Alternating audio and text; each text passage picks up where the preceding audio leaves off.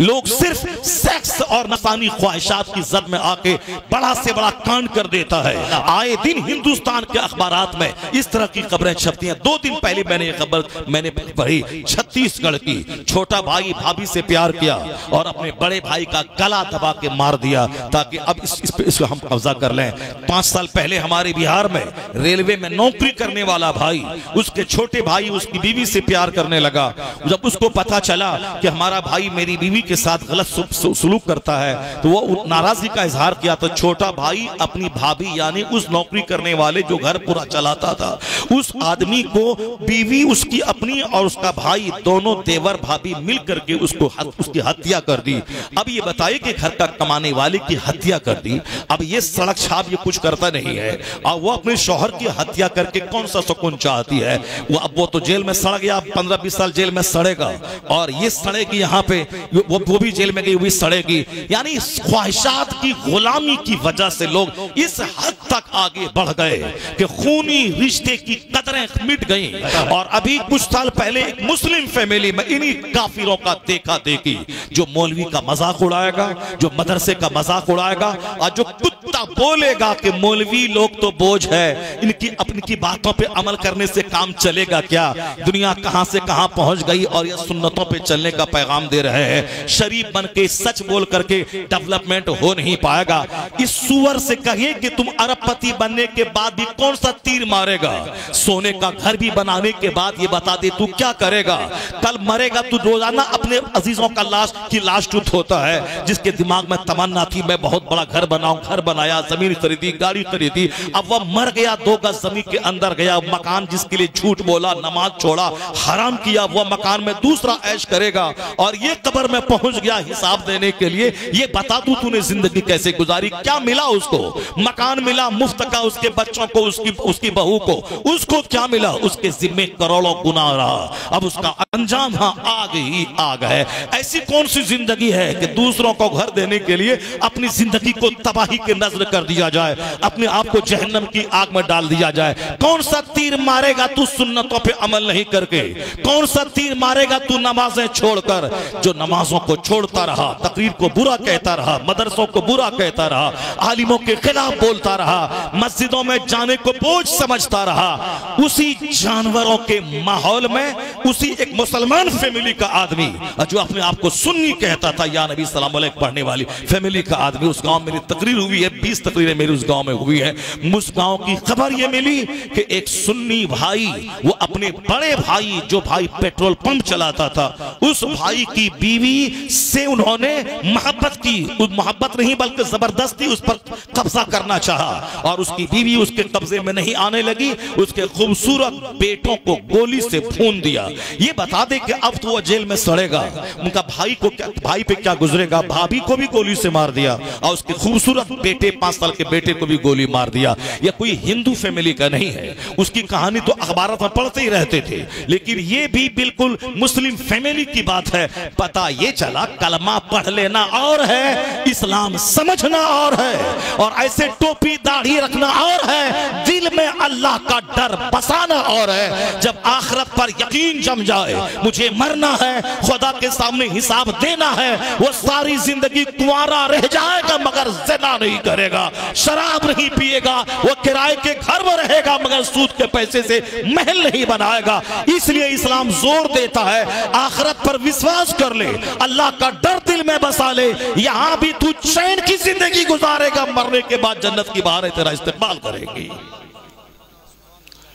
यकीन ही घट रहा है, इसीलिए जानवरों की तरह जिंदगी बसर कर रहा है। कोई अपनी भाभी से फंसा हुआ है, कोई अपनी माँ से जिना कर रहा है, कोई साहब अपनी भांजी से जिना कर रहा है, कोई भतीजी से जिना कर रहा है। सिर्फ जिना, शराब, सूद, ये उन काफिरों के कल्चर को अपनाने का नतीजा है।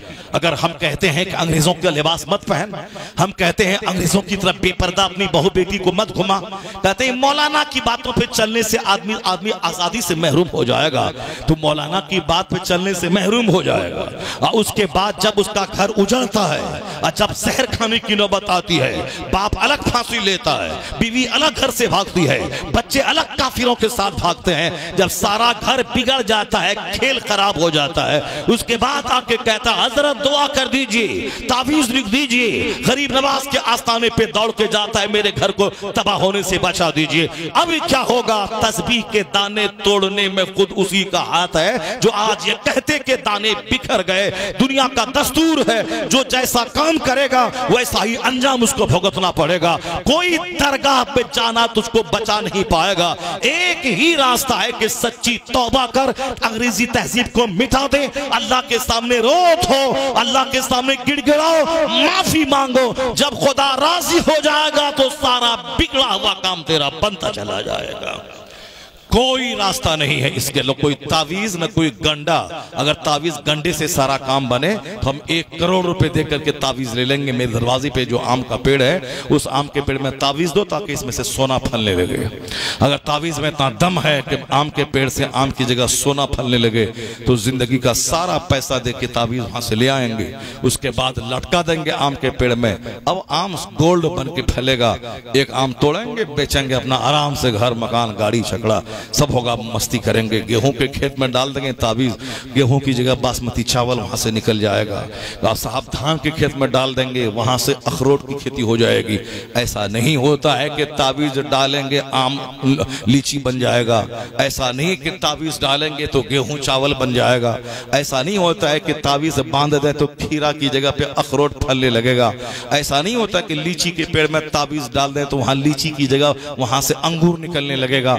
ऐसा नहीं होता है। कुदरत का कानून यही है, लीची के पेड़ से लीची, आम के पेड़ से आम, गेहूं के पौधे से गेहूं और धान के पौधे से धान। इस नियम के खिलाफ दुनिया में नहीं होता है, ये कुदरत का नियम है। जैसा दाना, जैसा पेड़ वैसा फल, जैसा पौधा वैसी फसल, जैसी जमीन वैसी फसल, जैसा दरख्त वैसा फल।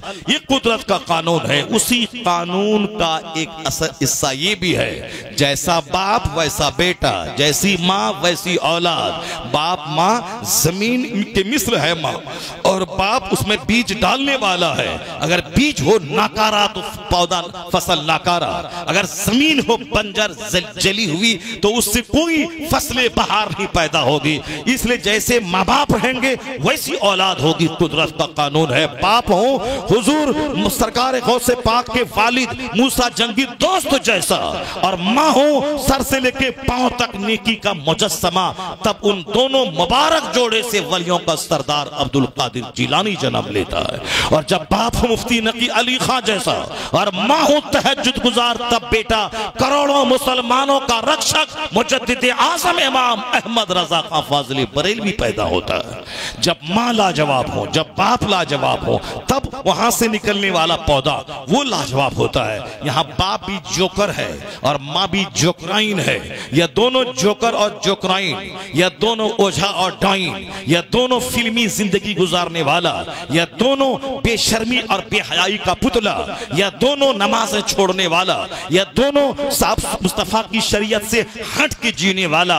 अब यह कहता है कि बाबा मुझको अच्छा बेटा दे दीजिए, बेटा मुझको मार रहा है सीने पे चढ़ के, अब फाइट जमा रहा है। बाबा अजमेर वाले बाबा मेरे बेटे को नेक कर दीजिए, हजरत तावीज दीजिए ताकि मेरा बेटा फरमाबरदार हो जाए।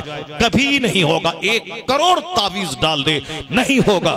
जैसी जमीन वैसी फसल, जैसा दरख्त वैसा फल। कुदरत के नियम के खिलाफ नहीं कोई काम होता है। इसलिए अपनी औलाद को सही दुनिया में देखने के लिए खुद को सही बनाना होगा और सही लड़की का सिलेक्शन करना होगा और अच्छी इस्लामी जिंदगी गुजारनी होगी। उसके बाद कोई दुआ नहीं भी करेगा तो जैसी जमीन होगी वैसी अल्लाह फसल अता फरमा देगा।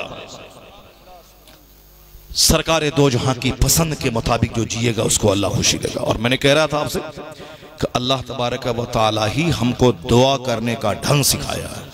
वो दुआ करने का ढंग, हम आजकल तो आदमी अपनी अपनी दुआ करने लगे सारे लोग। कुरान शरीफ में लगभग 50 से लेके 50 के करीब दुआएं हैं जो बंदों को बताया गया है कि तुम इस तरह से दुआ करो। रब्बना ज़लमना अनफुसना व इल्लम तग़फिर लना व तरहमना लनकूनन्ना मिनल खासिरीन। रब्बना तक़ब्बल मिन्ना इन्नका अंतस समीउल अलीम। रब्बी जअलनी मुक़ीमस सलात मिन ज़ुर्रियती। रब्बना हब लना मिन लदुनका। बताइए कितनी सारी दुआएं अल्लाह ने हमें सिखाई है।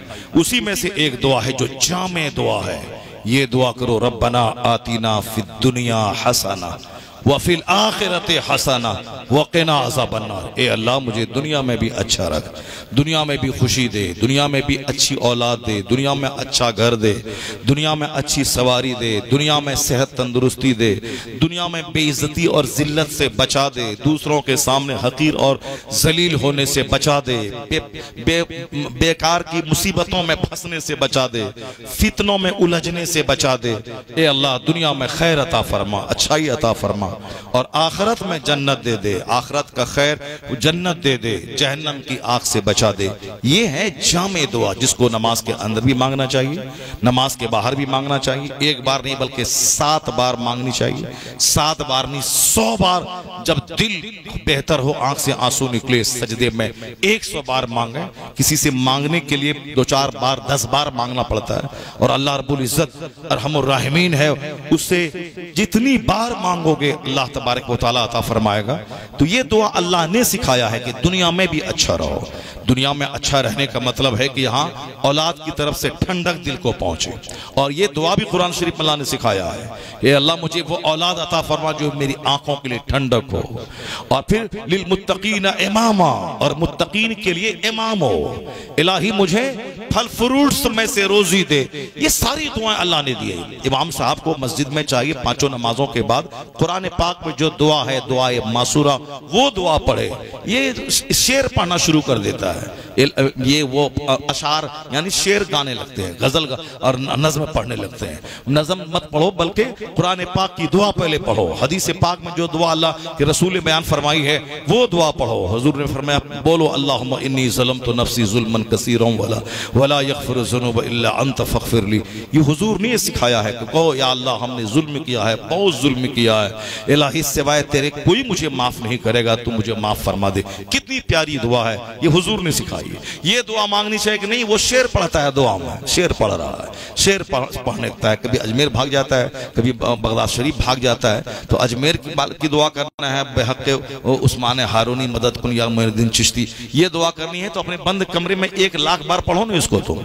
या शेख अब्दुल कादिर जिलानी शैअन लिल्लाह या करना है तो अपने कमरे में 1 लाख बार 1 करोड़ बार वजीफा करो, उसका पढ़ो।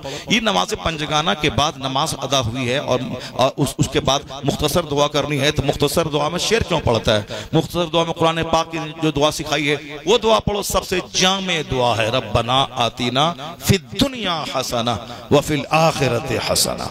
अगर अल्लाह ताला हमारे लिए चाहता कि दुनिया में जैसे तैसे जियो, भीख मांगो, दुनिया में अच्छा कपड़ा मत पहनो, दुनिया में अच्छा खाना मत खाओ, दुनिया में काफिरों के मुकाबले में तुम झोपड़ी में रहो, दुनिया में तुम जैसे मैले कुचले रहो, साबुन मत लगाओ, तेल मत लगाओ, अपना कंघी मत करो, आईना मत देखो, क्योंकि तुमको जन्नत जाना है। तुमको अच्छा कपड़ा पहनने से क्या मतलब है? मत पहनो, जन्नत की तैयारी करो। यहाँ जैसे मैले कुचले रह जाओ, फूस के घर में रह जाओ, बाल बच्चे को ऐसे ही फटा पुराना कपड़ा पहनाओ, और जन्नत तो तुमको मिलने वाली है। अगर अल्लाह तबारक व तआला ये हमसे चाहता तो कभी ये दुआ नहीं सिखाता कि रब्बना आतीना फिद दुनिया हसना। आप कभी समझे कि नहीं समझा? जब समझे तो कुछ बोलिए ना, जरा जोर से बोले सुभान अल्लाह। हाँ माशाअल्लाह, बड़े अच्छे लोग हैं, बड़े अच्छे सामाईन हैं। अगर आप लोग इस तरह से सुनते रहे तो रात भर फजर तक मैं सुनाता रहूंगा। सुभान अल्लाह सुभान। इस तरह से तकरीर लोग सुनते कहाँ हैं? लोग तो वो हाथ पैर उठाने वाली तकरीर सुनते हैं। आजकल बहुत सारे लोग तकरीर में रोने लगते हैं। एक नया ट्रेंड चला हुआ है, एक आजकल तकरीर का एक नया ट्रेंड चला हुआ है, तकरीर में रोना है। बताइए, तकरीर में रोना है? तकरीर रोने के लिए होती है? तकरीर में रोना है कि दुआ में रोना है? रात में तहज्जुद के टाइम में रोना है? तहज्जुद में तो पढ़ना नहीं है, वहां तो रोना नहीं है, पब्लिक के सामने रोना है, पब्लिक के सामने रोना है। अब पब्लिक के सामने इसीलिए रोना है ताकि बोले भाई मौलाना साहब बड़ी अच्छी तकरीर करते हैं, रुला देते हैं, और पब्लिक भी बोलता है वो रुला देते हैं, उनको बुलाना है। तो अब जब रुला देते हैं, उनको बुलाना है, तो अब वो फिल्म का एक्टर जो हीरो सब होता है, कभी हंसता है कभी रोता है। फिल्म में होता है ना ऐसा, कभी रोता है कभी हंसता है, कभी रोने वाला सीन कभी हंसने वाला सीन, वो होता है फिल्म में, ऐसा करता है लोग। तो अब उसी तरह का फिल्मी एक्टिंग भी अब यहाँ स्टेज पर होने लगा। कभी रोना है, अब फटाक 2-5 मिनट के बाद फिर हंसने लगना है। फिर उसके बाद वजीफा छोड़ देना है। ये क्या चीज है, ये सब क्या हो रहा है? हजरत हसन बसरी रदी अल्लाह ताला अन्हु कहते हैं कि जो भरे मजमे में कहे कि मैं तो जाहिल हूँ, मैं तो कुछ नहीं हूँ, हसन बसरी वलियों के सरदार हैं, वो कहते हैं कि वो शख्स मगरूर है, झूठा है, जो लोगों के सामने ये बताना चाहता है कि मैं बहुत नेक हूँ, मैं बहुत परहेजगार हूँ, मैं कुछ नहीं हूँ, मैं कुछ नहीं हूँ, वो ये बताना चाहता है कि मैं सब कुछ हूँ, वो ये बताना चाहता कि मैं सब कुछ हूँ। रोता क्यों है? हदीस पढ़, अगर लोग रोने लगे तब ये अल्लाह की तरफ से आंसू है। ये कुरान पढ़, लोग रोने लगे तब ये समझो कि अल्लाह की तरफ से बंदों के दिल को नर्म कर दिया गया। बना के तकल्लुफ से आर्टिफिशियल रोना, जैसे अदाकारी फिल्म में होती, वहां तो वो हकीकत में रोना तो है नहीं, वो तो फिल्म लिखने वाला लिख दिया है, उसी की एक्टिंग करनी है, जितनी अच्छी एक्टिंग करेगा उतना करोड़ों रुपया उसको मिलेगा। तो इसी तरह वो प्रैक्टिस करता है, रोने की प्रैक्टिस, हंसने की प्रैक्टिस, कूदने की प्रैक्टिस, और साहब कहा मारने की प्रैक्टिस, मुस्कुराने की प्रैक्टिस, चलने की प्रैक्टिस। इसीलिए उसको एक्टिंग बोला जाता है। फिल्म को एक्टिंग यानी एक्ट अदा करना, माने हर चीज में नकल है, जो उसको लिख दिया उसी की पैरवी करनी है। अब आप बोलेंगे कि आपको इससे कैसे मालूम है? अब जाहिर सी बात है, हम लोग पढ़ते हैं, अखबार पढ़ते हैं, रसाला पढ़ते हैं, मैगजीन पढ़ते हैं, तो उसमें सारी बातें बताई जाती हैं और वो बताई जाती हैं। फिल्म वो लोग नहीं देखते हैं, उसमें सारी बातें आ जाती हैं सामने की फिल्में कैसे बनती हैं। अब सबसे पहली फिल्म कौन सी थी, आवाज वाली फिल्म कब आई? क्योंकि हमने IA BA मैट्रिक MA सब किया स्कूल कॉलेज में, हमको सब मज़ामीन लिखना पड़ता था कॉलेज में और पढ़ना पड़ता, अखबारात में सारी बातें। हमसे बहुत बड़े बड़े आलिम हैं जो पूरे टीवी की तहकीक पर एक मोटी किताब ख्वाजा मुजफ्फर साहब ने लिख दी है, जो बड़ा बड़ा इंजीनियर, बड़ा बड़ा प्रोफेसर, साइंटिस्ट नहीं लिख पाएगा, जो किताब मदरसे के पढ़े हुए प्रोडक्ट ने लिखी है। आला हजरत को इतनी साइंस मालूम थी कि आसमान के चांद और सूरज को देखकर वो घड़ी की सुई मिला लेते थे और दूसरे से टाइम मिलाते तो 1 मिनट का फर्क नहीं होता था। बदायूं शरीफ में आला हजरत नमाज़े फज्र पढ़ा रहे थे और आपने क़िरात लंबी कर दी, तो सलाम फेरने के बाद लोग पूरब की तरफ देखने लगे कहीं सूरज निकल तो नहीं गया है। आला हजरत ने लोगों की बेचैनी को देखने के बाद कहा, घबराइए मत, अभी सूरज के निकलने में 3 मिनट 48 सेकंड बाकी है। अल्लाह समद, 3 मिनट 48 सेकंड बाकी है। दंग रह गए। एक मुफक्किर, मुजद्दिद, मुहद्दिस, फकीह बोल रहे हैं या माहिर फल्कियात बोल रहे हैं, माहिर नजूम बोल रहे हैं, अपने वक्त का एस्ट्रोलॉजर बोल रहा है या अपने वक्त का एस्ट्रोनॉमर बोल रहा है, एक्सपर्ट इन एस्ट्रोलॉजी बोल रहा है। वो आला हजरत इल्मे दुनिया इल्मे उक़बा दोनों के संगम थे। इस दौर में जितनी भी जदीद फैकल्टीज ऑफ एजुकेशन है सबके माहिर थे सरकार आला हजरत। लेकिन चूंकि वो दीन की खिदमत करने के लिए, मुसलमानों के ईमान के तहफ़्फ़ुज़ के लिए पैदा हुए थे, इसलिए उन्होंने अपना सारा फोकस, सारी एनर्जी इसी पॉइंट पे लगा दी कि दीन कैसे बचेगा, ईमान कैसे बचेगा। जान है इश्क़ मुस्तफ़ा, रोज फजो करे खुदा, जिसको हो दर्द का मजा नाज़े दवा उठाए। अपनी सारी जिंदगी मुस्तफ़ा की तारीफ और तौसीफ और हुजूर से मोहब्बत करने, उनकी मोहब्बत का जाम दूसरों को पिलाने, इसी में सारी एनर्जी आपने झोंक दी और हुजूर की तारीफ करते हुए यही सारी जिंदगी कहते रहे, अल्लाह की सरताब कदम शान है ये, इंसान ही इंसान, वो इंसान है ये। कुरान तो ईमान बताता है इन्हें, ईमान ये कहता है मेरी जान है। वाह, नारे तकबीर, रदौर से बोले नारे तकबीर, नारे रिसालत, मसलके आला हजरत, फैजाने आला हजरत, मुफ्ती शहरियार साहिब क़िबला, नारे तकबीर। बस सिर्फ 2-3 बातें मेरी गौर से सुन लीजिएगा। चूंकि दवाई है कैंसर की, लेकिन जब तक बंदा उसको खाएगा नहीं तब तक फायदा उसको नहीं होगा। लूज मोशन हो गया है, अब ये दवाई लूज मोशन की है, लोमोफेन है, अब इंट्रोक्विनल है, और जब तक उसको नहीं खाएंगे तो फायदा नहीं होगा। हमें फीवर हो गया है, जब तक साहब मैं दवाई नहीं लूँ, केरोसिन नहीं लूँ, उस वक्त तक हमारा बुखार नहीं उतर सकता, चाहे जो भी दवाई हो।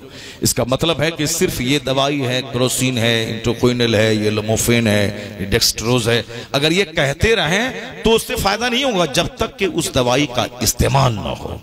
उसी तरीके से जिंदगी में बेशुमार बीमारियां हैं, बेचैनी की, उलझन की, टेंशन की, अदमे इत्मीनान की, बेसुकूनी की, डिप्रेशन की बेशुमार बीमारियां, डॉक्टर भी परेशान है। अब तो 2-4-5 बीमारी बड़ी बड़ी बीमारी हो गई, अब तो सैकड़ों बीमारियां हैं, मगर बड़ी बड़ी बीमारी 4-5 ही रह गई। एक शुगर रह गई है, कैंसर है, एक किडनी खराब हो रही है, असाब आंत की खराबी है, लीवर ट्रांसप्लांट है, लंग्स की खराबी है, गुर्दा फेल हो गया, अब साहब क्या है कि वो पैरालिसिस फालिज का हमला हो गया, वीपी हाई होगी। बस ये 2-4-5 बड़ी बड़ी बीमारी हैं और सारे डॉक्टर इसी पे पैसा लूट रहे हैं, करोड़ों रुपए कमा रहे हैं। दिल्ली में 1000 हॉस्पिटल होगा जिसमें हार्ट डिजीज का इलाज है, कदम कदम पे सिर्फ कार्डियोलॉजिस्ट कार्डियोलॉजिस्ट कार्डियोलॉजिस्ट।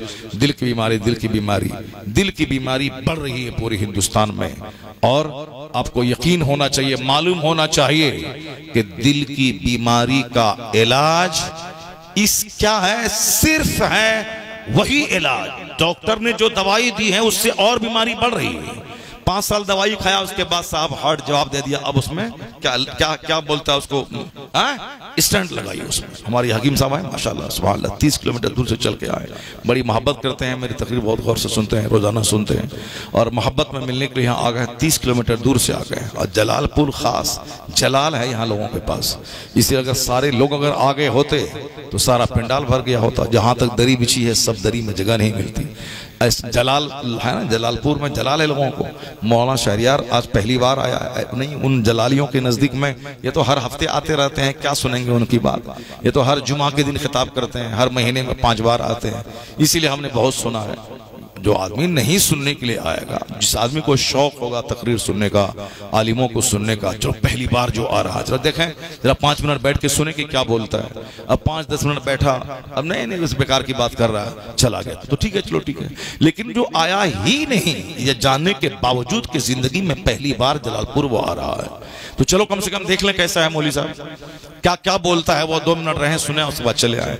नहीं, वो अपना कुछ नहीं, चाहे वो शहरियार साहब आए कि सलमान अजहरी आए कि कोई आए, कुछ नहीं, हमको तो सुनना उन्ना है नहीं। जैसी जिंदगी हम गुजार रहे हैं वैसे ही गुजारना है। माल कहाँ से आएगा? सुबह से लेकर शाम तक रात में सपना भी वही देखता है, माल कहाँ से आएगा, माल कहाँ, माल माल करते करते मर जाता है और अब कब्र में चला जाता है। न ठीक से खा पाता है, न ठीक से अच्छी टोपी पहन पाता है, न ठीक से जलसे में 2 घंटा बैठ के जी भर के नबी की हदीस सुन पाता है, न मस्जिद में 2 घंटा टाइम दे के जी भर के सजदा किया, न सजदा किया, न तिलावत किया, न तकरीर सुनी, न दरूद पढ़ा, न जिक्र किया, न कुरान पाक कायदे से सुनी, मर गया मरदूद, चला गया दुनिया से। 100 एकड़ जमीन खरीदा था। जो दिन रात शराब में, जिना में, सूद में लथपथ है, उनके दरवाजे पे फॉर्चूनर क्यों दौड़ रही है? अगर ईमान नहीं रहा आपका इस बात पे तो उनकी गाड़ी आपको काफिर बना देगी। जाहिर सी बात है, आप बोलेंगे हम मुसलमान हैं, मेरे पास आल्टो भी नहीं, और वह 50 खुदा को मानता है, अल्लाह को गाली देता है, उनके पास 50 करोड़ की कार है, तो आप उसकी कार को देख करके काफिर हो जाएंगे आप। और अगर यकीन मजबूत रहा अल्लाह की जात पे, ये दुनिया फानी है, आज है कल खत्म, इनका अंजाम आग है, तो 50 खरब की कार पे आए आपके नजदीक, वो साइकिल से बदतर है। अगर यकीन है अल्लाह की जात पे तो आज मुसलमान इसीलिए उदास हैं कि वो यकीन कमजोर हो रहा है। कुरान ने जो कुछ कहा उसको न पढ़ते हैं, न सुनते हैं, न समझना चाहते हैं, इसीलिए काफिरों के पांव का फुटबॉल बने हुए हैं और हमारे बच्चे काफिर होते जा रहे हैं। क्योंकि हम अपने बच्चों को बताने में फेलियर हैं कि ये दुनिया एक पानी का बुलबुला है, आखिरत एक समंदर की मानंद है। हम अपने बच्चों को बताने में नाकाम हैं ये दुनिया एक सेकंड की है, चाहे 1000 करोड़ साल की दुनिया क्यों न रहे, क्योंकि इसका अंत है। ये दुनिया का विनाश है, ये दुनिया खत्म होने वाली है। और दुनिया की कोई चीज एक हालत पर नहीं रहती, हर चीज परिवर्तनशील है। दुनिया में परिवर्तन इस दुनिया का नियम है, यानी तब्दीली। बच्चा पैदा होता है, जवान होता है, बूढ़ा होता है, मर जाता है। दाढ़ी के बाल काले रहते हैं, सफेद होते हैं, बंदा खत्म हो जाता है। मालदार हुआ फिर गरीब हो गया, गरीब हुआ फिर मालदार हो गया। बादशाहों के बेटे भीख मांग रहे हैं, जो कल हमारी गाय चराता था वो आज करोड़ों के मकान में आराम कर रहा है। जो सुअर चराता था उसका बेटा मंत्री बना हुआ है, जो ग्वाला था भैंस चराता था वो मुख्यमंत्री बना हुआ है साहब, जो डोम था मुख्यमंत्री बना हुआ है। आज जो राजा महाराजा का बेटा था वो जाके टोटो चला रहा है।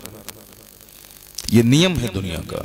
एक हालत पे दुनिया नहीं रहती है, दुनिया एक हालत पे नहीं रहती है। दुनिया की परिभाषा ही है अल आलम मुतगय्यरुन। ये आलम, ये दुनिया क्या है? बदलने वाला है। अकुल्लु मुतगय्यरिन हादिस, हर बदलने वाली चीज फानी है, हादिस है। जब दुनिया फानी है, उसको करार ही नहीं है, तो अब चाहे सोने की दीवार है, मिट्टी की दीवार है, दोनों बराबर है। अभी दुनिया टफ इसीलिए है क्योंकि हमने आखिरत को भूलकर दुनिया को सब कुछ समझ लिया। इसीलिए अब हम चाहते हैं कि मेरे पास मकान होने का, चाहे हराम का हो चाहे हलाल का हो। मेरे पास गाड़ी चाहिए, चाहे वो हराम की गाड़ी हो या हलाल की। ईद के दिन नया जोड़ा चाहिए, चाहे हराम का कपड़ा हो या हलाल का हो। पेट में रोजाना गोश्त मछली जाए, चाहे हराम का हो या हलाल का हो। बेटी की शादी में खूब धूमधाम हो, चाहे पैसा सूद का हो या शराब बेच के हो या जमीन बेच के हो या दूसरों को ठग के हो या मस्जिद के दरवाजे पे भीख मांग के हो, मगर बेटी को पलंग और फर्नीचर देना है, बाराती को खाना खिलाना है, चाहे भीख मांग के हो चाहे कर्जा लेकर के हो, चाहे हराम का हो चाहे हलाल का हो। दिमाग में ये बात सेट हो गई है। यही वजह है कि आज ये जिंदगी हमारे लिए बोझ बन गई है। ये जिंदगी हमारे लिए, अब जिंदगी में कोई खुशी नहीं रही। पहले जिस लड़के की शादी होती थी उस लड़के के चेहरे पे अनार की तरह खून टपकता था। वो लड़का अगर दीवार में मार दे हाथ तो वो दीवार टूट जाती थी। इसलिए टूट जाती थी कि लड़का की जिंदगी में शादी एक अजूबा चीज होती थी, उससे बढ़कर कोई खुशी नहीं है। जिसके बारे में सुनता था, सोचता था, पढ़ता था, लिखता था, दूसरों को देखता था, उनकी जिंदगी में ये दिन आने वाला है। उसके लिए, उसके नजदीक कुछ भी दिखाई नहीं पड़ता था, बस सिर्फ वो तारीख आ जाए, शादी हो जाए, क्योंकि उसका तजर्बा उसको जिंदगी में पहली बार होने वाला होता है कि शादी, खुशी हो रही। लेकिन आजकल शादी से पहले लड़के का चेहरा उतर जाता है, शादी से पहले लड़के का चेहरा उदास हो जाता है, सूख जाता है, सारी चार्मिंग खत्म हो जाती है। चार्मिंग इसलिए खत्म हो जाती है क्योंकि हालात इतने खराब हो गए हैं कि जिस खुशी के लिए शादी होती है उस खुशी का तजर्बा उनको कई साल से हो गया होता है। और फिर शादी के बाद एक अनजान सा गम सर पे वो लाद लेता है कि शादी होगी, पता नहीं क्या होगा, बच्चे होंगे, कैसे खिलाएंगे, कैसे पिलाएंगे, क्या होगा, कैसी बीवी होगी। यानी वो सारा क्रेडिट अपने सर लेना चाहता है कि मैं औलाद को खिलाऊंगा, मैं बीवी को पालूंगा, मैं आज अच्छा हूं, कल मेरा कारोबार ठप हो जाएगा तो क्या होगा। ये इंतशार ख्याली चेहरे का नूर मिटा देती है।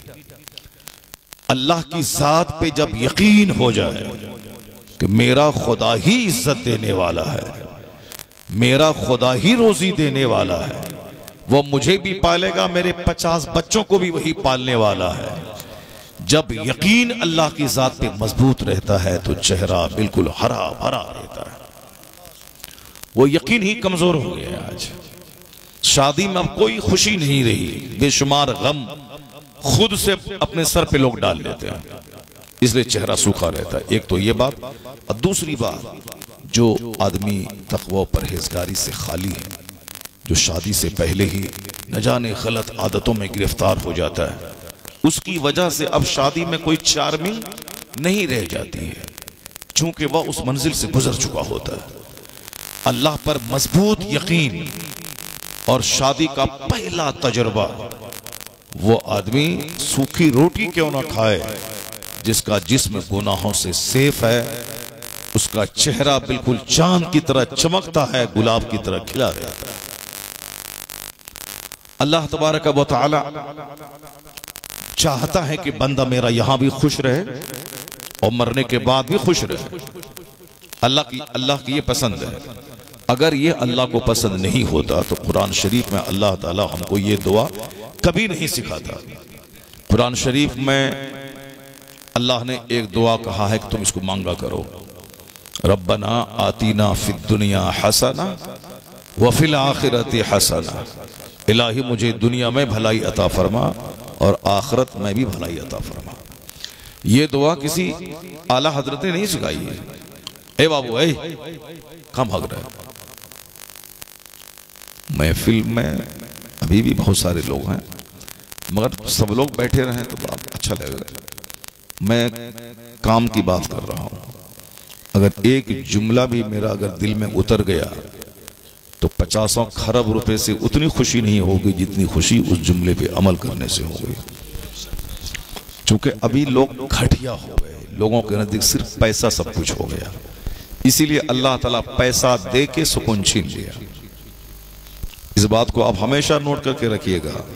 अगर पैसे वालों को जिंदगी में खुशी होती तो आज दुनिया में सारे लोग खुश रहते, क्योंकि पहले के मुकाबले में अभी ज्यादा पैसे लोगों के पास है।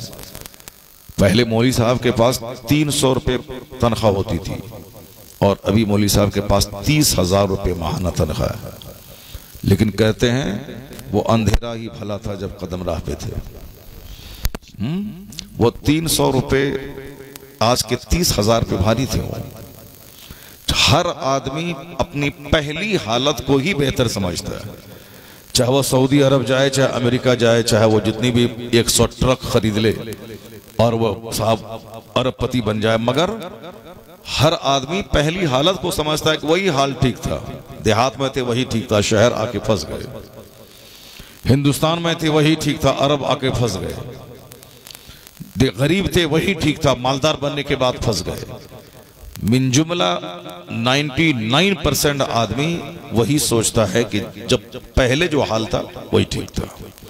बिजली नहीं थी वही ठीक था, बिजली हुई अब इसकी वजह से इतनी परेशानियां हैं कि साहब वक्ती तौर पर फैन से हवा तो मिल जाती है, लेकिन उस हवा से जो बीमारियां होती हैं, जिसमें जिस हवा में पसीना सूख जाता है और आदमी का कोलेस्ट्रॉल बढ़ जाता है, तो फिर उसके बाद कहता है कि डॉक्टर बोलता है कि पसीना बहाओ वरना मर जाओगे, शुगर लेवल हाई हो जाएगा, बीपी हाई हो जाएगी और कोलेस्ट्रॉल बढ़ जाएगा, अब मर जाओगे। पसीना निकालो, चाहे वॉक करके हो, चाहे एक्सरसाइज करके हो, चाहे हल चला के हो, चाहे जिम जा करके हो, पसीना निकालो ताकि सारी बीमारी निकल जाए। अब बंदा बोलता है कि वही दिन ठीक था जब फैन नहीं था। तो इसका मतलब है कि बंदा अपने से चाहे जितना हाथ पांव मारे, उछले कूदे, नाचे गाए, मगर असल में सच्ची खुशी देने वाला अल्लाह तबारक व तआला। यकीन अगर कमजोर हो गया तो आदमी कुत्ते की मौत मरेगा जैसे आज मर रहा है। अरबपति की लाश सड़ रही है। आपने देखा होगा अमेरिका का एक इंजीनियर अपने 3-4 बच्चों के साथ खुदकुशी कर लिया, सुसाइड कर लिया। हिंदुस्तान में रोजाना बड़े बड़े अरबपति, करोड़पति जहर खा के मर रहे हैं। जिंदगी में जब कोई चार्मिंग ही नहीं रही तो वो जीना ही उस बेकार समझता है, तो अब इसलिए वो जहर खा के मर रहा है। कोटा में जहां लोग तैयारी करते हैं मेडिकल की, IAS की, अक्सर बच्चे वहां जहर खा के मर रहे हैं। क्यों मर रहे हैं? इसलिए मर रहे हैं कि चूंकि वो समझता है कि मैं डॉक्टर नहीं बन पाऊंगा। मेरे माँ बाप चाहते हैं कि मेरा बच्चा डॉक्टर बने, मगर मैं नहीं बन पाऊंगा, अपने अंदर वो कैपेसिटी नहीं पाता हूं, तो क्या बाप को मुंह दिखलाऊं? वहीं फांसी के फंदे पे लटक जाता है। तो फांसी के फंदे पे लोग लटक रहे हैं और जहर खा के मर रहे हैं। जिंदगी से सच्ची खुशी खत्म है। अल्लाह ताला कभी खुशी नहीं देगा, चूंकि अल्लाह ने खुशी अपने महबूब की गुलामी में रखा है। अल्लाह ने सारी खुशियां पैगंबर आजम अलैहिस्सलाम की पैरवी में रखा है कि लोगों, मैंने तुझको पैदा किया है, जमीन मेरी आसमान मेरा, तुझको मैंने पैदा किया है, मैं तुझको मौत दूंगा, मैं ही गम देता हूं, मैं ही खुशी देता हूं, अगर खुशी चाहिए तो मैंने अपना एक महबूब तेरे दरमियान भेजा है, तुम उनकी नकल करो, उनकी गुलामी करो, जन्नत वहां दूंगा, सच्ची खुशी यहां दूंगा। वाह वाह वाह, नारे तकबीर, नारे रिसालत, मुफ्ती शहरियार साहिब क़िबला मसलके आला हजरत। खुशी तबीयत की पैरवी में नहीं है, खुशी सुन्नत की पैरवी में है। जिसने भी अपनी तबीयत की पैरवी की उसके हिस्से में सिर्फ खसारा है, उसके हिस्से में सिवाय घाटे के कोई सौदा नहीं है। मुस्तफ़ा की सुन्नत की जो पैरवी की, आप यकीन जाने जन्नत वहां मिलती है, शोहरत और मकबूलियत यहां मिलती है, अच्छी बीवी अच्छी औलाद यहां मिलती है, गुर्बत में बादशाहों जैसी खुशी यहां अल्लाह देता है, क्योंकि सब कुछ देने वाला अल्लाह ही है।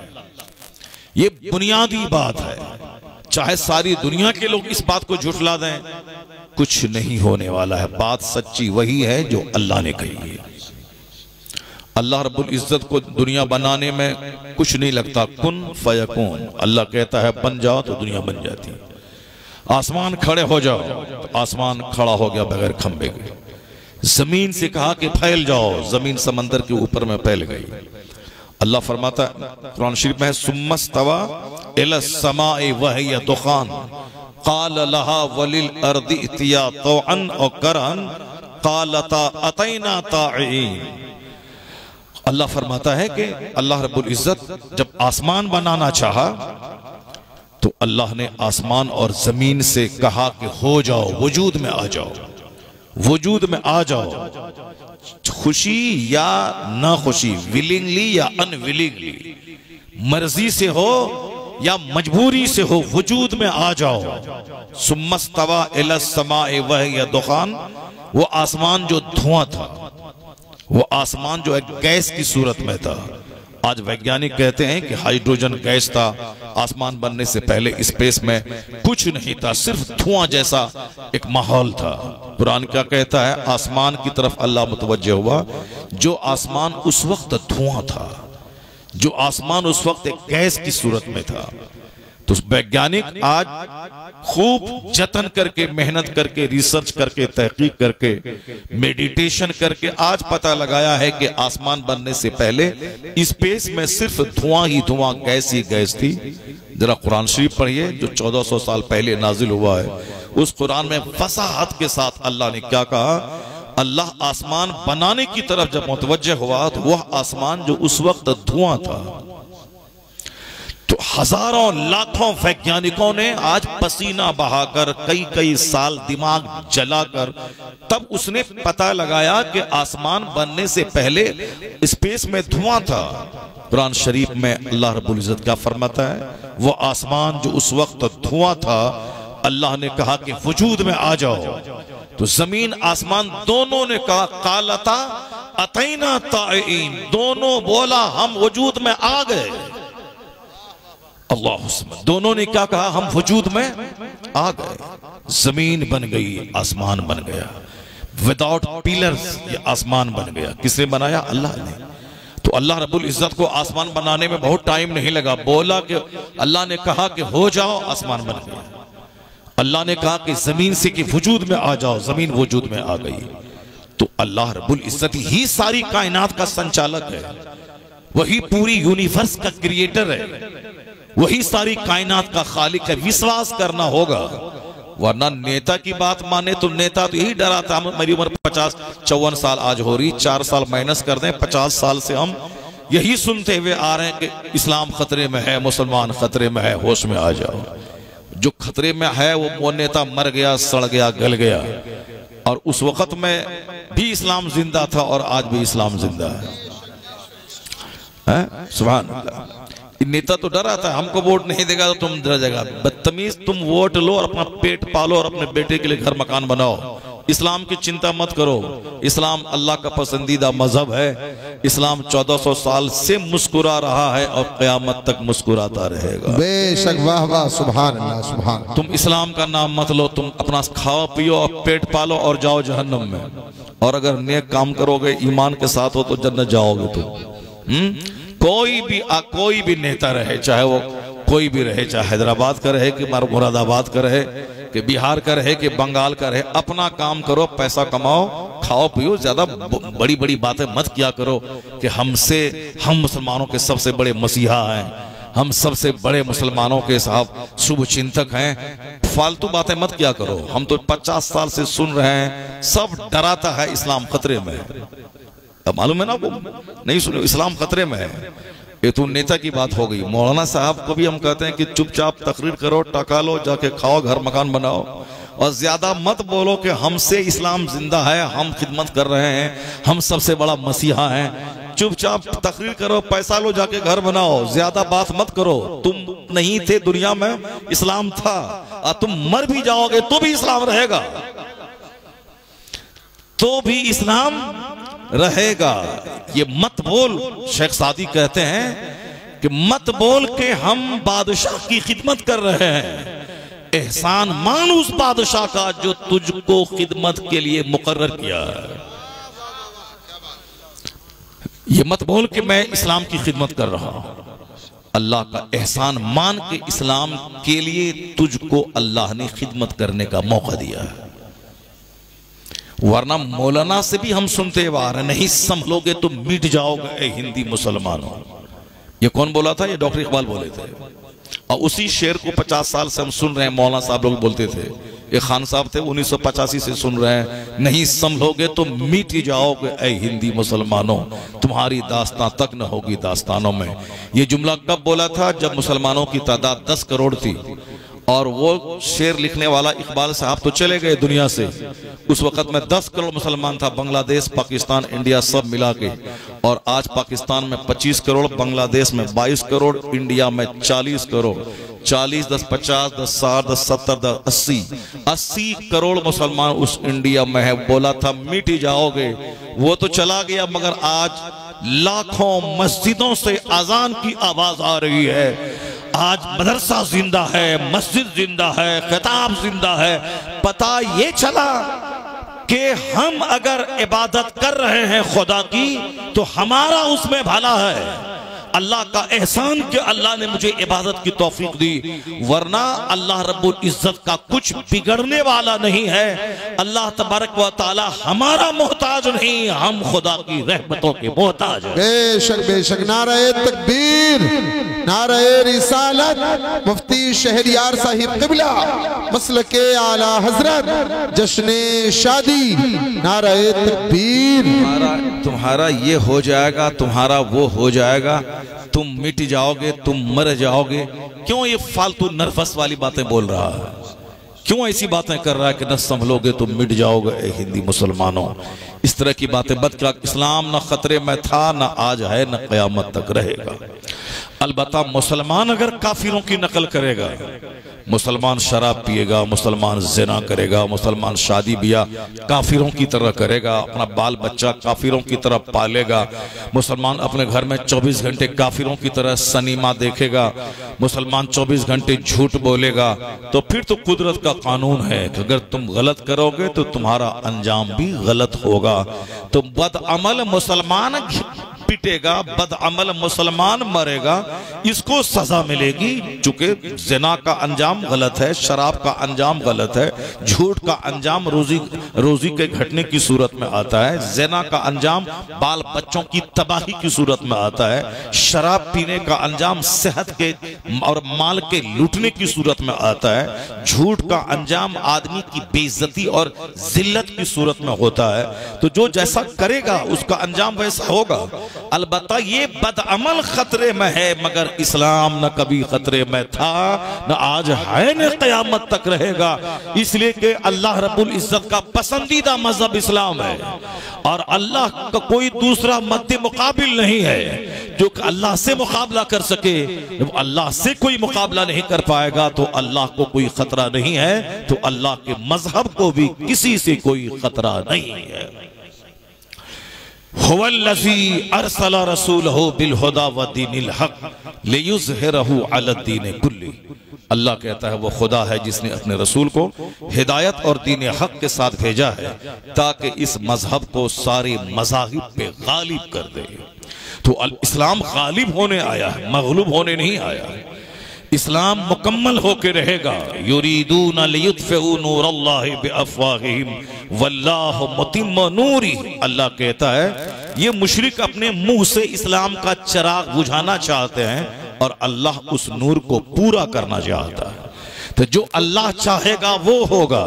और जिस बंदे के पेट में 2 केजी पाखाना है, इसके चाहने से कुछ नहीं होता है, वही होता है जो मंजूर खुदा होता है। जो अल्लाह चाहेगा वही होगा। तो अल्लाह का पसंदीदा दीन है इस्लाम। इस्लाम को कोई खतरा कभी नहीं था, न आज है न क़यामत तक रहेगा। जिसने भी बोला इस्लाम मिटा देंगे, अल्लाह ने उसको मिटा दिया। उसके बाल बच्चों के जरिए कलमा पढ़वा के इस्लाम की खिदमत उससे लिया। इन्नल्लाह ला युअय्यिदु हाज़द्दीन बिर्रजुलिल फाजिर। बुखारी शरीफ की हदीस में आया है कि अल्लाह ताला इस्लाम की मदद उससे ले लेगा जो फासिक और फाजिर होगा, उससे दीन का काम ले लेगा। और उसी बुखारी में एक दूसरी हदीस है कि अल्लाह ताला इस्लाम की ताईद, इस्लाम की मदद उन लोगों से लेगा जिसका इस्लाम में कोई हिस्सा नहीं है। यानी जिसका इस्लाम में कोई हिस्सा नहीं है, उनके जरिए अल्लाह ताला इस्लाम का काम ले लेगा। जैसे आज यूरोप और अमेरिका के वैज्ञानिक जो कलमा नहीं पढ़े, उसका इस्लाम में कोई हिस्सा नहीं है, लेकिन उन लोगों ने जो तहकीक की है, जो रिसर्च किया है, उस रिसर्च को देख देख कर हजारों काफिरों ने जो कलमा पढ़ा, इसी को कहा जा सकता है कि तहकीक उस काफिर ने किया।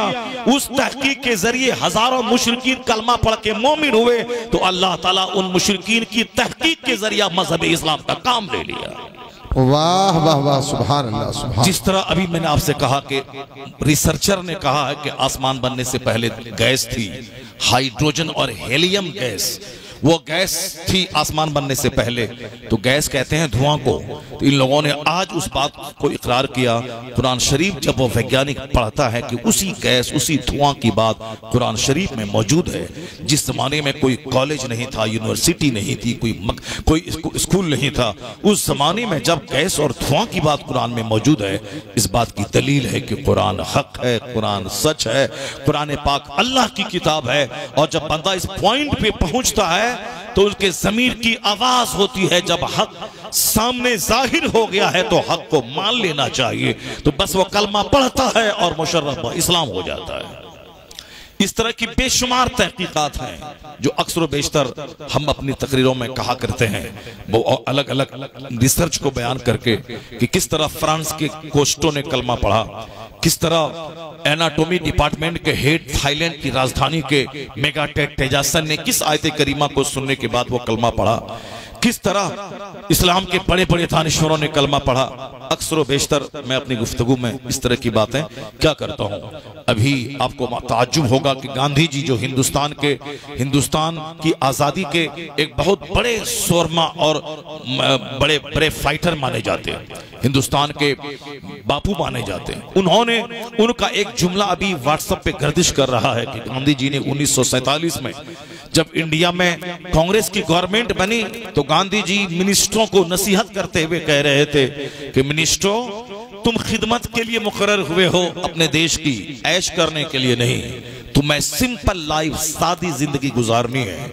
गांधी जी ने आगे कहा कि मैं तुम्हारे लिए रामकृष्ण जी और रामचंद्र जी और कृष्ण जी की मिसाल नहीं दे सकता, चूंकि यह लोग कोई हिस्टोरिकल पर्सनैलिटी, तारीखी शख्सियत, हस्तियां नहीं है ये लोग, मगर मैं मजबूर हूं तुम्हारे सामने मिसाल देने पर कि अबू बकर और उमर तुम्हारे लिए मॉडल है। इसलिए कि अबू बकर और उमर एक जमीन के बहुत बड़े भूभाग और बहुत बड़ी सल्तनत के वो हाकिम थे, बहुत बड़े हाकिम थे वो, मगर जिंदगी उनकी फकीराना थी, जाहिदाना थी। उनकी जिंदगी तेरे लिए मॉडल है कि वह बादशाह थे, मगर जिंदगी उनकी फकीराना थी। अगर तुमने उनके नक्शे कदम को अपनाया तो फिर तुझसे समाज का, मुल्क का कल्याण हो जाएगा। अल्लाह, इस जुमले को 1 लाख बार पढ़िए और वो भी पढ़ें जो आदमी आज इस्लाम के खिलाफ बकवास करते हैं, हर पार्टी के लोग इंडिया में गांधी जी को मानते हैं और गांधी जी के और सिक्के में गांधी जी का फोटो होता है। गांधी जी कुछ नहीं थे, ना प्रधानमंत्री थे, ना कोई मिनिस्टर थे, मगर वह भारत के सब कुछ थे और हर पार्टी के लोग मानते हैं, चाहे बसपा हो, चाहे सपा हो, चाहे भाजपा हो, चाहे कांग्रेस हो, चाहे सीपीआई हो, सीपीएमएल हो, कोई भी पार्टी हो, सारी पार्टी के लोग गांधी को अपने लिए मॉडल मानते हैं और गांधी का नाम लेते हैं। मजबूरी से ले, चाहे खुशी से ले, जैसे भी ले, मगर गांधी जी का नाम लोग लेते हैं। गांधी का जो कातिल था वो भी गांधी का नाम लेके इलेक्शन जीतने के लिए मैदान में आ जाता है कि हम बापू के मार्ग पे चलते हैं, हमको वोट दीजिए। जो गांधी का कातिल है वह भी वोट लेने के लिए बापू का नाम लेता है। इतने बड़े हिंदुस्तान के पढ़े लिखे आदमी और हिंदुस्तान की आजादी के जो सबसे बड़े लीडर माने जाते हैं, गांधी जी ने क्या कहा, मैं रामचंद्र जी और कृष्ण को मॉडल तुम्हारे लिए नहीं दे सकता, चूंकि वह बादशाह नहीं थे, वह तारीखी हस्तियां नहीं थी, लेकिन अबू बकर और उमर ये दोनों हाकिम थे, बादशाह थे, अमीरुल मोमिनीन थे, एक बड़ी सल्तनत के मालिक थे। बादशाह होने के बावजूद उनकी जिंदगी फकीराना थी। ये उनकी जिंदगी तुम्हारे लिए मॉडल है कि तुम मंत्री बने हो तो ऐश में मत पड़ना, सिंपल रहना, सादी जिंदगी गुजारना और खूब अपने मुल्क की सेवा करना। इस जुमले को बार बार पढ़िए। उन्होंने अबू बकर का नाम लिया, उमर फारूक आजम का नाम लिया और गांधी जी के बारे में मैंने यहां तक सुना, उन्होंने वो साहब अब खादी का कपड़ा पहनते थे, कॉटन का, और तख्त पे सोते थे बगैर गद्दा के, और बकरी पालते थे, बकरी का दूध पीते थे। उन्होंने कहा था कि मैं जो ये सिंपल लाइफ गुजारता हूं, इसमें मेरे लिए रोल मॉडल इस्लाम के पैगंबर मोहम्मद अरबी की जाते गिरामी है। इस्लाम के पैगंबर की सादगी से मैं प्रभावित हूं, मैं उनकी जिंदगी से बेपनाह मुतासिर हूं, इसलिए मैंने भी अपनी जिंदगी में सादगी को दखल किया है। जिस पैगंबर आजम की सादगी को गांधी अपना के खुशी तलाश कर रहे हैं, उस पैगंबर आजम की सादगी को आज मुसलमान छोड़कर अंदर से बेचैनी की आग में जल रहा है। मालदार भी जल रहे हैं, गरीब भी जल रहे हैं, जाहिल भी जल रहे हैं, पढ़े लिखे भी जल रहे हैं, सारे लोग जल रहे हैं। ऐसा नहीं होता है कि मैं पूरब चलूं और खाने काबा पहुंच जाऊं। तू बकाबा न रसी ए राबी की रह के मी रवि बतुर्किस्तान, तू काबा तक कभी नहीं पहुंचेगा, इसलिए कि जिस रास्ते पे तू चल रहा है यह तुर्किस्तान का है, काबा का नहीं है। तो काबा तक पहुंचने के लिए, सच्ची खुशी हासिल करने के लिए एक मार्ग है, वो मार्ग है मुस्तफा जाने रहमत का दिया हुआ। अगर उस रास्ते पे चलोगे जन्नत वहां मिलेगी, खुशी यहां मिलेगी।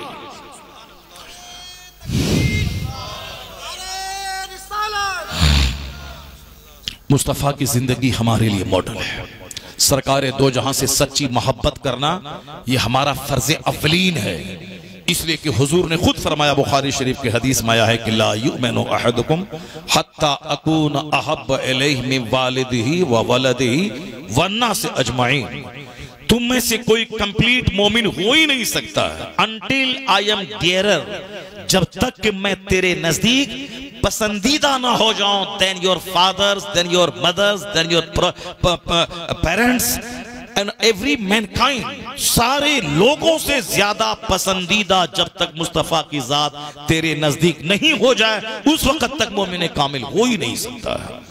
माँ से ज्यादा, बाप से ज्यादा, औलाद से ज्यादा, अपनी जान से ज्यादा, सारी कायनात से ज्यादा पैगंबर आजम अलैहिस्सलाम से सच्ची मोहब्बत करनी होगी। सिर्फ बोलने से नहीं होगा कि हमें हुजूर से मोहब्बत है और सारा काम हुजूर विरोधी कर रहे हैं, और जबान से कहना कि मुझे मुस्तफ़ा से मोहब्बत है, बिल्कुल ही फॉल्स और झूठा दावा है, और इस दावे से कोई फायदा नहीं होने वाला। किसको धोखा देना चाहता है? एक आदमी कह रहा था कि तकरीर होती है, असर नहीं है।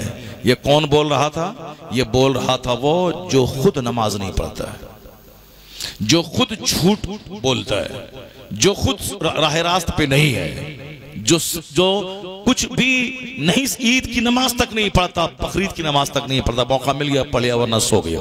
ये आदमी बोल रहा है कि तकरीर में असर नहीं रहा। तकरीर में असर नहीं रहा। कोई मुत्तकी परहेजगार नमाजी परहेजगार अगर बोलता इस तरह की बातें तो बात चलती, लेकिन वह आदमी जो दिन रात स्टेज पे बैठता है और नमाज नहीं पढ़ता है, वो बोलता है कि तकरीर में असर नहीं रहा।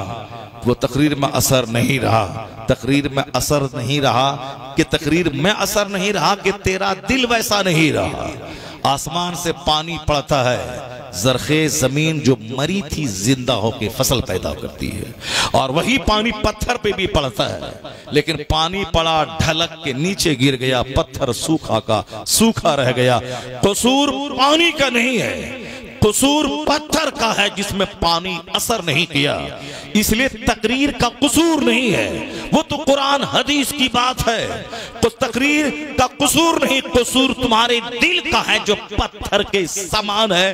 वरना वही बात सुनकर बेशुमार लोग नमाजी बन गए, बेशुमार लोग नेक बन गए। अगर तुम नेक नहीं बना तो तकरीर का कसूर नहीं, कसूर तुम्हारे पत्थर दिल का है।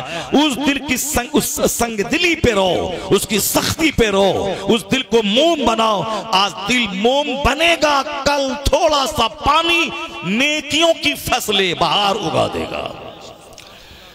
इस कदर घटिया किस्म की बातें लोग करते हैं, जो अंदर से लेके बाहर तक गलाजत में डूबे हैं। वो आदमी खिताब के खिलाफ बोल रहे हैं, वो आदमी जलसे के खिलाफ बोल रहे हैं, वो आदमी वाज़ो नसीहत के खिलाफ बोल रहे हैं। इसी तकरीर ने हजारों के दिल बदल दिए, इसी तकरीर ने लाखों बेनमाजी को नमाजी बना दिया।